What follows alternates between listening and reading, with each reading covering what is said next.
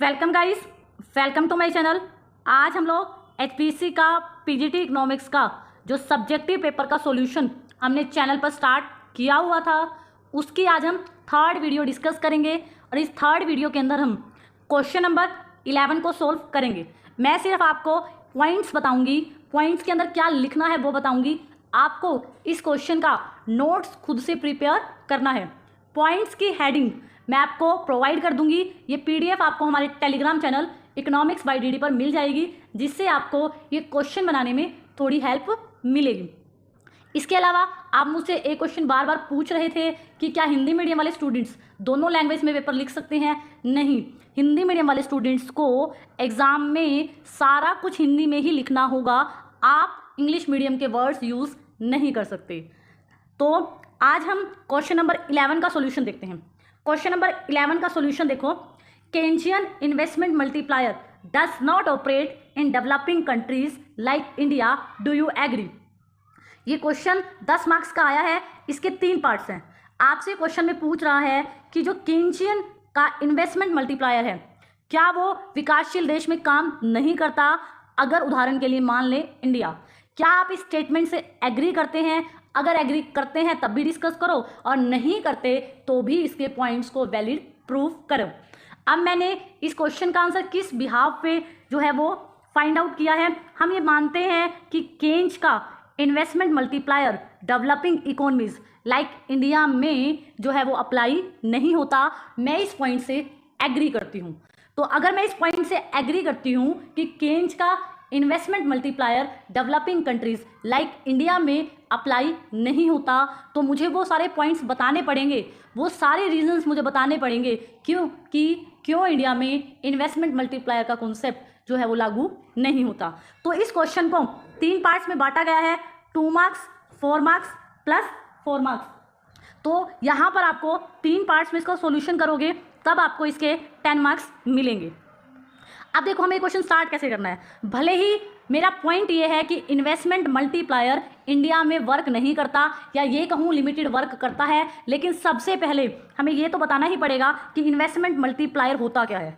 तो इसमें मैंने स्टार्टिंग में जैसे उन्होंने क्या किया है, 2 + 4 + 4 है ना, तो मैं 2 मार्क्स में यही बताऊँगी कि केंज जो है, केंज ने अपनी पुस्तक कि कौन सी पुस्तक आई थी उसकी, journal theory of employment, interest and money, उसमें इन्वेस्टमेंट मल्टीप्लायर के कॉन्सेप्ट को बताया है। और इन्वेस्टमेंट मल्टीप्लायर का जो मतलब होता है वो क्या होता है, निवेश में होने वाला परिवर्तन से आय में होने वाला परिवर्तन, change in investment upon change in income.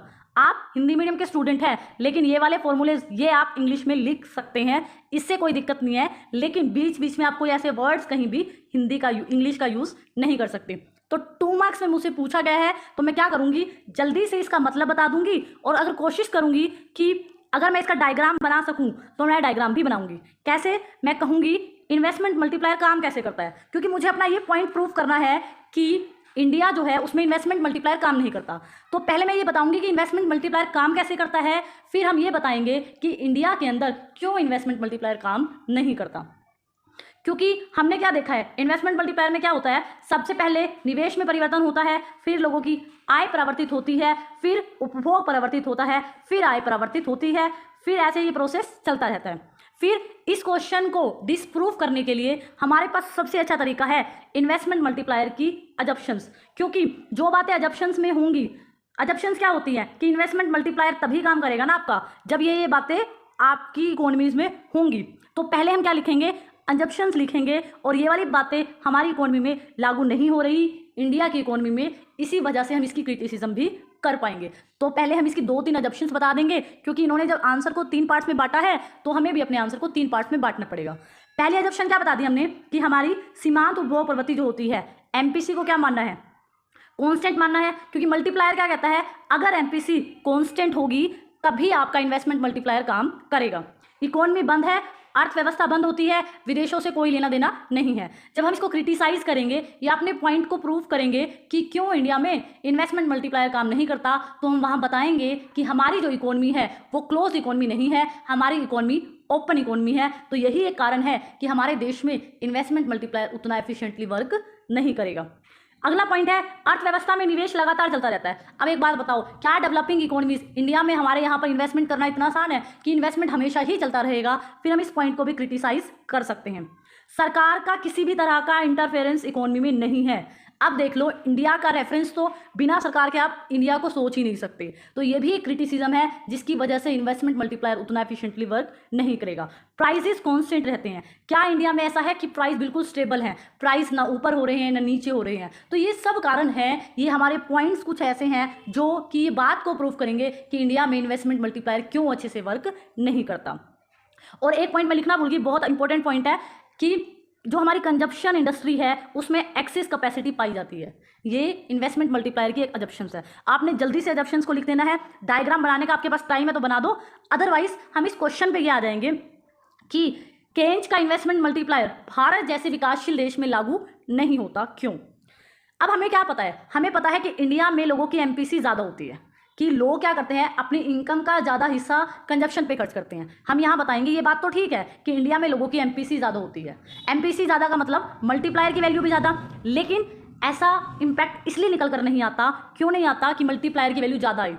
क्यों? इंडिया में सिर्फ एमपीसी ही ज़्यादा नहीं होती, सीमांत उपभोग प्रवृत्ति ही ज़्यादा नहीं होती, बल्कि लोगों की एवरेज प्रोपेंसिटी टू कंज्यूम जो होता है ना, वो भी क्या होता है, ज़्यादा होता है। जिसकी वजह से क्या होता है, लोगों की ज़्यादातर इनकम अपने औसत उपभोग में ही चली जाती है। जब आपकी ज़्यादा इनकम आपने 100 रुपये कमाए और जिसमें से आपने 80 रुपये कंजप्शन पे खर्च कर दिए, तो आपके पास कैपिटल गुड्स वगैरह के लिए कितने पैसे बचे? 20 रुपये तो बचे। तो यहाँ पर मार्जिनल प्रोपेंसिटी टू कंज्यूम बढ़ना ही नहीं होता, बल्कि एवरेज प्रोपेंसिटी टू कंज्यूम भी ज़्यादा होती है, जिसकी वजह से कैपिटल गुड्स में हम उतना पैसा इन्वेस्ट नहीं कर पाते जितना हम कर सकते थे। तो यही कारण है कि एमपीसी ज़्यादा होने के बावजूद भी इंडिया में इन्वेस्टमेंट मल्टीप्लायर से इनकम उतनी नहीं बढ़ती। ये हमने अपने इस इंट्रोडक्शन पार्ट में लिखना है। तो हम कहेंगे यही एक कारण है जिसकी वजह से भारत में इन्वेस्टमेंट मल्टीप्लायर उतना अच्छा काम नहीं करता। अब हम अपनी बातों को पॉइंट से बताएंगे। सबसे पहले हम क्या कहेंगे, फर्स्ट पॉइंट अगर मैं आपको समझाऊं कि हम क्यों कह रहे हैं कि इंडिया में इन्वेस्टमेंट मल्टीप्लायर जो है काम नहीं करता। अगर मैं कहूं हमारा वित्तीय बाजार क्या है, पूरी तरह से सीमित है। सीमित का मतलब है विकासशील देश में भले ही हम आते हैं, लेकिन आज भी हमारी फाइनेंशियल मार्केट उतनी स्ट्रॉन्ग नहीं है कि जिसको भी लोन चाहिए, जिस भी इन्वेस्टर को लोन चाहिए, बहुत आसानी से कम टाइम पीरियड में ज़्यादा टाइम खराब ना होने के बावजूद भी आपको लोन नहीं मिलता। आज भी हमारा वित्तीय ढांचा उतना अच्छा नहीं है, वित्तीय प्रणाली उतनी अच्छी नहीं है कि लोगों को बहुत जल्दी निवेश करने के लिए लोन प्रोवाइड कर दे, और पूंजी उतनी मात्रा में आपके पास आज भी बहुलता नहीं है। आज भी आपने देखा होगा छोटे व्यवसायी होते हैं, सूक्ष्म और लघु उद्योगी होते हैं, जो उनको छोटे छोटे लोन लेने के लिए बहुत सारी कागजी कार्रवाई करनी पड़ती है, जिसके कारण भी कई बार उनको फिर भी लोन नहीं मिलता। तो इसका मतलब हम क्या कहेंगे, इन्वेस्टमेंट करने के लिए पैसा चाहिए, लेकिन हमारा जो वित्तीय बाजार है वो उतना ज़्यादा अभी भी उतना एफिशिएंट नहीं हो पाया, जिसकी वजह से हम क्या कहें, इन्वेस्टमेंट बहुत देरी से हो रहा है। मान लो आज इन्वेस्टमेंट होना चाहिए, लेकिन इन्वेस्टमेंट करने में आपको 6 महीने लग गए क्योंकि आपका लोन जो है वो अप्रूवल नहीं हुआ था। तो आपको इन्वेस्टमेंट में देरी हुई तो आपकी इनकम बढ़ेगी नहीं उस रेट से, आपकी इनकम बढ़ने में भी टाइम लगेगा। तो इन्वेस्टमेंट का जो यूज़ है यहाँ पर कैसा हुआ, इन्वेस्टमेंट मल्टीप्लायर ने बहुत लिमिटेड वर्क किया। ऐसा क्यों किया? क्योंकि मार्केट में क्या थी, इनएफिशिएंसी थी। अगला क्वेश्चन देखिए, अगला जो पॉइंट हमारा रहेगा, विदेशी पूंजी पे हम बहुत ज़्यादा निर्भर हैं। आज भी देखो हम क्या चाहते हैं कि हमें फॉरेन डायरेक्ट इन्वेस्टमेंट ज़्यादा से ज़्यादा मिल जाए। हम यही चाहते हैं ना कि हमारी यहाँ पर फॉरेन डायरेक्ट इन्वेस्टमेंट ज़्यादा से ज़्यादा आ जाए, लेकिन कभी भी देखना फॉरेन डायरेक्ट इन्वेस्टमेंट भले ही ज़्यादा आ जाए तो उतना ज़्यादा एम्प्लॉयमेंट आप कभी क्रिएट नहीं कर सकते जितना कि आप अपने डोमेस्टिक इन्वेस्टमेंट से कर सकते हो। अगर आप ज़्यादा विदेशी पूंजी पर निर्भर होगे तो वो आपकी इकोनॉमीज़ में इंटरफेरेंस करेंगी और इन्वेस्टमेंट मल्टीप्लायर से इनकम को उतना बढ़ने नहीं देंगी जितना कि आपकी डोमेस्टिक इन्वेस्टमेंट होती, उससे आपकी इनकम बढ़ती। क्योंकि डोमेस्टिक इन्वेस्टमेंट से क्या होता, आपके डोमेस्टिक जो प्रोड्यूसर हैं उन्हीं लोगों ने वो की होती, और उनके इन्वेस्टमेंट करने से क्या होता है, इकोनॉमी में पॉलिटिकल प्रेशर क्रिएट नहीं होता। तो हम ये कहेंगे हमारी विदेशी पूंजी पर निर्भरता बढ़ती जा रही है।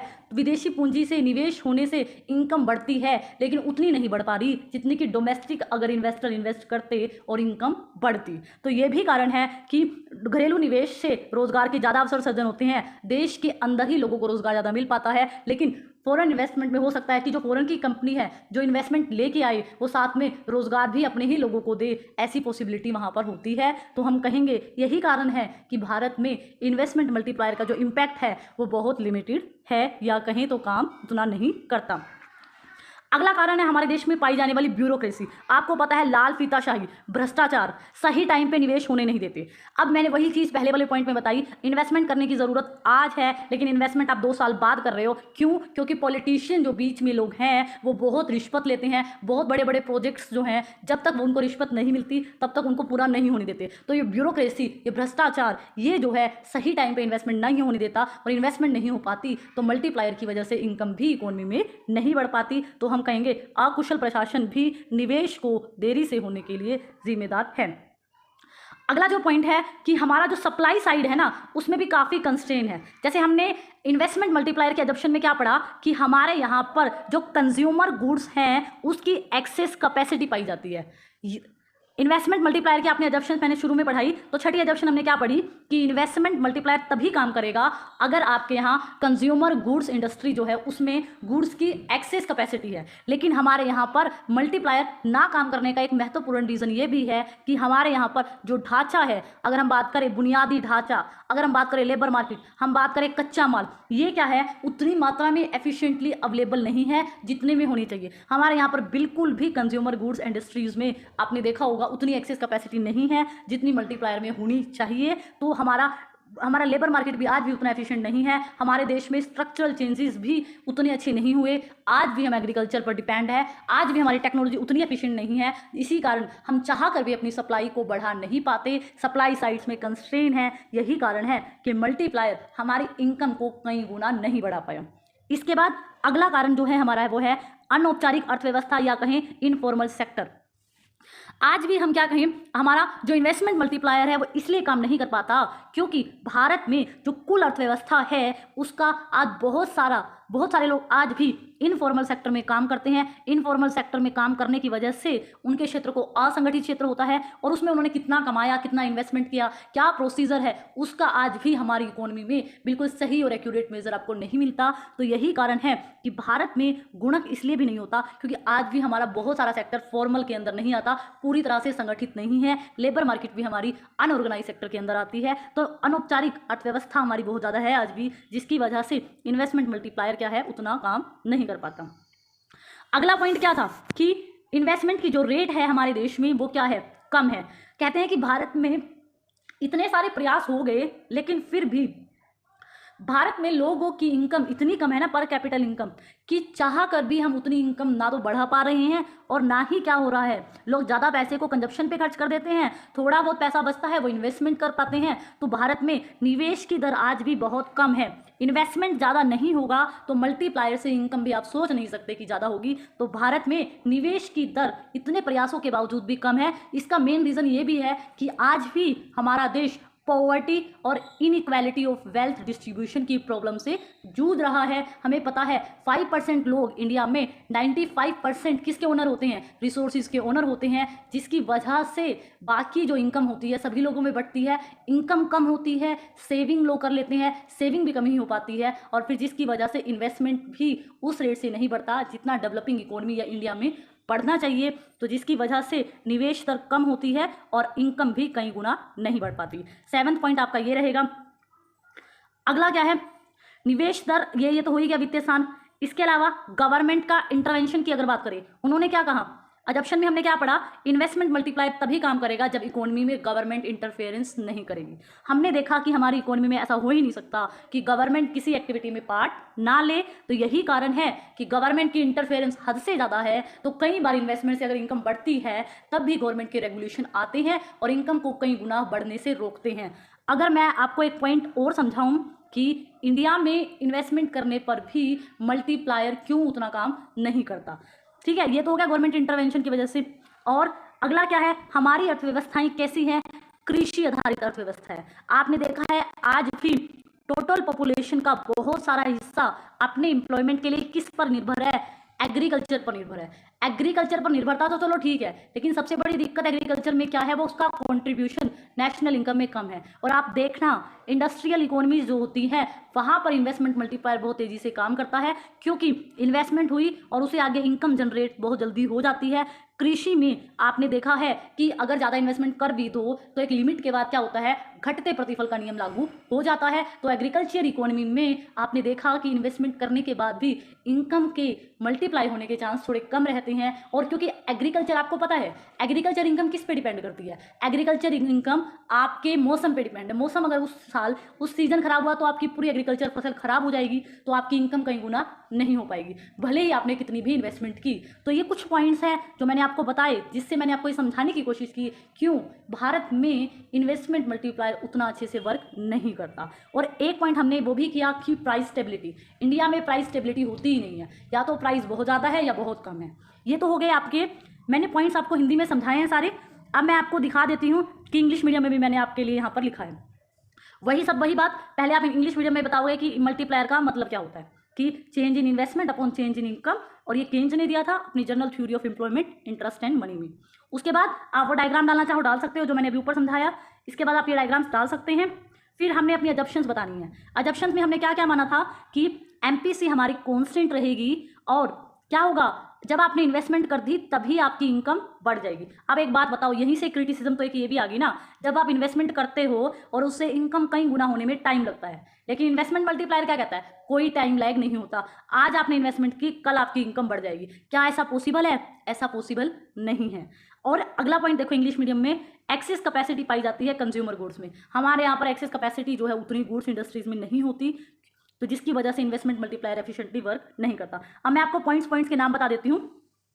पहला पॉइंट इंग्लिश मीडियम में वही है कि लोग क्या करते हैं, high marginal propensity to consume है। लोगों को ये होता है कि मेरे पास जो भी इनकम है उसको मैं सारे की सारी को खर्च ना भी करूं, मैं ज़्यादा से ज़्यादा पैसे को बचा लूं। तो जितना ज़्यादा पैसा बचाया जाएगा तो क्या होगा, आपने एक एमपीसी है और एक एमपीएस है, ठीक है। अगर आपने ज़्यादा बचत कर ली तो आप खर्च कम करोगे, कम खर्च करोगे तो कम इन्वेस्ट हो पाएगा, कम इन्वेस्ट हो पाएगा तो इनकम भी क्या होगी, कम होगी। फर्स्ट पॉइंट वही सेम है। सेकंड पॉइंट स्ट्रक्चरल इश्यूज, ये मैं आपको बता चुकी हूँ कि इंडिया के अंदर सबसे बड़ी दिक्कत यही है कि हमारे यहाँ पर इंफ्रास्ट्रक्चर फैसिलिटी उतनी अच्छी नहीं है, ब्यूरोक्रेसी बहुत ज़्यादा है, रेड ट्रैप है, इनएफिशिएंट है हमारा पब्लिक सेक्टर एंटरप्राइजेज। तो जिसकी वजह से क्या होता है, इन्वेस्टमेंट प्रोजेक्ट से इनकम उतनी जनरेट नहीं होती। आपने देखा है गवर्नमेंट के जो पब्लिक प्रोजेक्ट्स होते हैं उनमें आपको फायदे का नुकसान ज़्यादा देखने को मिलेंगे। तो स्ट्रक्चरल इश्यूज़ की वजह से इन्वेस्टमेंट से इनकम उतने गुना नहीं बढ़ पाती। अगला पॉइंट देखो इंग्लिश मीडियम में, आपको अगर इंग्लिश मीडियम के पॉइंट्स अच्छे लगे तो इनको हिंदी में लिख लो, हिंदी मीडियम वाले पॉइंट्स अच्छे लगे तो हिंदी मीडियम वाले इंग्लिश में लिख लो, जैसे भी आपको करना है। मैंने आपको बहुत पॉइंट्स बता दिए। लीकेजेस, अगला पॉइंट देखो क्या है, डेवलपिंग कंट्रीज में गवर्नमेंट तरह तरह के टैक्सेस लगाती है, लोग भी बहुत ज़्यादा इंपोर्ट में विश्वास रखते हैं, सेविंग भी बहुत ज़्यादा करते हैं, जिसकी वजह से आपके पास इनकम का बहुत कम हिस्सा बचा, जिसको आप क्या करोगे, इन्वेस्ट करोगे, जिसकी वजह से क्या होता है, इन्वेस्टमेंट मल्टीप्लायर जो है काम नहीं कर पाता। Third point.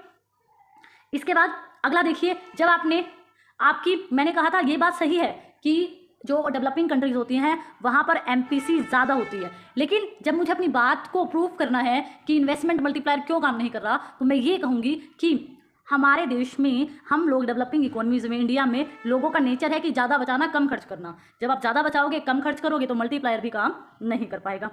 अगला पॉइंट देखो आप, अंडर एम्प्लॉयमेंट या ओवर एम्प्लॉयमेंट। आपने देखा है कभी भी हमारी इंडिया में फुल एम्प्लॉयमेंट की सिचुएशन नहीं हो पाती, या तो लोगों को बहुत कम एम्प्लॉयमेंट मिला है या फिर ओवर एम्प्लॉयमेंट है। तो जिसकी वजह से भी क्या होता है, इन्वेस्टमेंट मल्टीप्लायर इफेक्टिव तरीके से जो है वो नहीं हो पाता। अगला पॉइंट, रीजनल डिस्पैरिटी। आपने देखा है इंडिया के अंदर एक क्षेत्र बहुत ज़्यादा विकसित है जहाँ पर देखोगे आप बहुत ज़्यादा इन्वेस्टमेंट आ रही है, जैसे गुड़गांव लगा लो, दिल्ली लगा लो। गुड़गांव और दिल्ली में बहुत ज़्यादा लोग इन्वेस्ट करने के लिए तैयार हैं, लेकिन कोई गांव है जहाँ पर उतनी फैसिलिटीज़ नहीं है, तो आप देखो वहाँ पर ना तो इंडस्ट्री लगी ना कोई इन्वेस्टमेंट करना चाहता। तो यही कारण है कि रीजनल बहुत ज़्यादा डिस्पैरिटी है। जो जगह गरीब सी है वो गरीब होती जा रही है, और जहाँ पर डेवलपमेंट हो चुका है वहाँ बहुत ज़्यादा डेवलपमेंट हो रहा है, जिसकी वजह से मल्टीप्लायर की इफेक्टिवनेस पर भी काफ़ी प्रभाव पड़ता है। अगला पॉइंट मैंने आपको बताया कि हमारे देश में सप्लाई साइड में बहुत सारी कंस्ट्रेन है, शॉर्टेज है, स्किल लेबर नहीं है, रॉ मटेरियल नहीं है। तो ये सारी लिमिट्स होने की वजह से अगर इन्वेस्टमेंट बढ़े तो कितनी बढ़े, इन्वेस्टमेंट मल्टीप्लायर की इफेक्टिवनेस नहीं आ पाती। अगला point, monetary policy. Monetary policies जो होती हैं, इन्वेस्टमेंट मल्टीप्लायर से आपकी इनकम कितने गुना बढ़ेगी, ये सब कुछ डिपेंड करता है आपकी मॉनेटरी पॉलिसी में। अगर आप क्या करते हो, मनी सप्लाई को कंट्रोल करने के लिए आरबीआई क्या करता है, टाइट मॉनेटरी पॉलिसी अपनाएगा। अगर टाइट मॉनेटरी पॉलिसी अपनाता है तो रेट ऑफ इंटरेस्ट महंगा हो जाएगा। रेट ऑफ इंटरेस्ट जैसे ही महंगा होगा, लोग इन्वेस्टमेंट करना कम कर देंगे।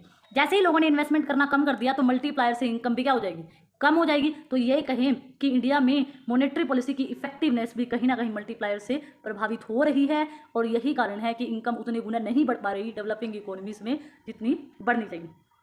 पॉलिटिकल इंस्टेबिलिटी, बहुत सारे पॉइंट्स हो गए, तो 10 नंबर का क्वेश्चन है। पॉलिटिकल इंस्टेबिलिटी है कि सरकारें टाइम टाइम पे बदलती रहती हैं, बन भी जाती है, लेकिन उसके बाद भी उसमें इंस्टेबिलिटी बनी रहती है। तो इसकी वजह से अगर फॉरेन इन्वेस्टर आना भी चाहे तो उसको अनसर्टेनिटी रहती है, तो कई बार तो वो आ जाते हैं और कई बार हमें फॉरेन इन्वेस्टमेंट नहीं भी मिल पाती, तो जिसकी वजह से क्या होता है, मल्टीप्लायर काम नहीं करता। फाइनेंशियल सेक्टर में जो है इनएफिशिएंसी है। आपने देखा है कि बैंकों का एनपीए बहुत ज़्यादा बढ़ रहा है। एनपीए होता है नॉन परफॉर्मिंग असेट्स, लोगों ने लोन ले लिए लेकिन पैसे वापस नहीं करे, और बहुत सारे जो स्मॉल आपके एंटरप्राइजेज होते हैं उनको लोन मिलने में भी काफ़ी दिक्कत होती है। तो हम क्या कहेंगे, हमारा फाइनेंशियल मार्केट उतना स्ट्रॉन्ग नहीं है आज भी कि सभी को लोन प्रोवाइड कर दे, तो जिसकी वजह से क्या होता है, जिसकी वजह से इन्वेस्टमेंट टाइम पर नहीं होती, इनकम भी कई गुना नहीं बढ़ पाती। अब ये वाले कुछ और हैं, पॉलिटिकल इंस्टेबिलिटी है, या इन्वायरमेंट में बहुत सारे रेगुलेशन होने की वजह से कई बार इन्वेस्टमेंट नहीं हो पाती।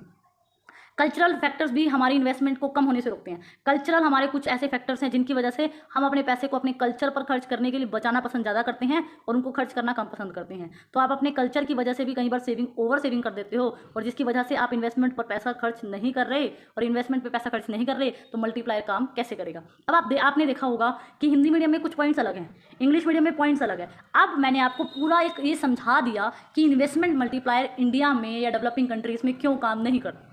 हिंदी मीडियम वालों की अलग एक्सप्लेनेशन दी, इंग्लिश मीडियम के जो पॉइंट्स है उनको अलग थोड़ा समझाया। अब आपको जो भी पॉइंट्स अच्छे लगे, आपको 5 से 7 पॉइंट्स पेपर में लिखने हैं, क्योंकि 10 मार्क्स का क्वेश्चन है, उतना टाइम हमारे पास है नहीं, और मैंने तो आपको कम से कम 15 से 20 पॉइंट्स एक्सप्लेन कर दी। आई होप सो अब आप ये क्वेश्चन पे आसानी से बना लोगे। अगर आप नेगेटिव साइड है कि इन्वेस्टमेंट मल्टीप्लायर इंडिया में काम नहीं करता, तो मुझे उम्मीद है आपको ये क्वेश्चन समझ आया होगा। अगर आपको क्वेश्चन समझ आए तब भी आप मुझे कमेंट सेक्शन में बताओगे। अगर नहीं समझ आए, किसी और तरीके से सिर्फ आपको पॉइंट्स चाहिए, तो वो भी आप मुझे कमेंट सेक्शन में बता सकते हो। आपको ये पीडीएफ, हिंट वाली जो पीडीएफ है जिससे आप अपना पेपर में क्वेश्चन बना सको, ये आपको हमारे टेलीग्राम चैनल पर अभी मिल जाएगी। तो अगर आपको मेरी वीडियोस अच्छी लगती हैं, समझ आती हैं, तो आप मेरे चैनल को सब्सक्राइब कर सकते हैं।